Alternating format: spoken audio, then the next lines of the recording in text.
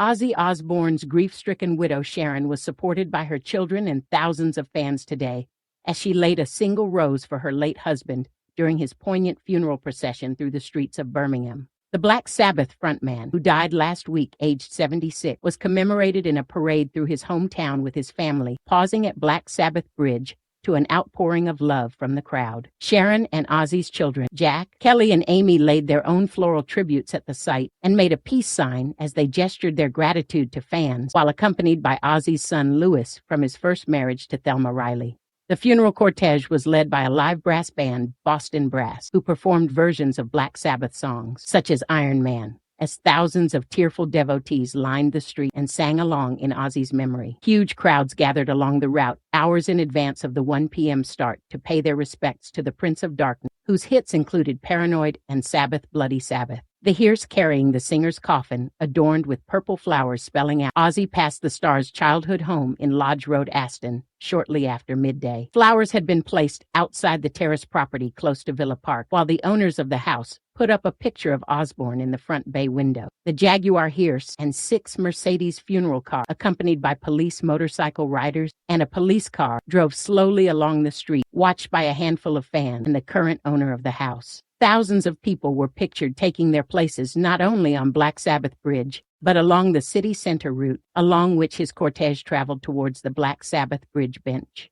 Elsewhere in London, Coldstream Guards paid tribute to the heavy metal legend, The Changing of the Guard, by performing their own rendition of his hit song, Paranoid. Fans have left heartfelt messages and floral tributes around the Black Sabbath mural on Navigation Street in recent days to honor the heavy metal star who was born in the Aston area of Birmingham. Members of the public have also signed a book of condolences opened by Birmingham Museum and Art Gallery, which is currently holding an exhibition titled Ozzy Osbourne Working Class Hero. While organizing the procession, Birmingham City Council collaborated with the Osbourne family, funded all of the associated costs. Fans clapped and cheered, chanting Ozzy, Ozzy, Ozzy, as the rock legend's hearse passed through the streets of Birmingham. As tearful Sharon watched on and brushed away tears, superfan Aimee Mayberry said everyone was clapping and singing and celebrating his life. It was a beautiful atmosphere. So many people united together to pay their respects to their hero.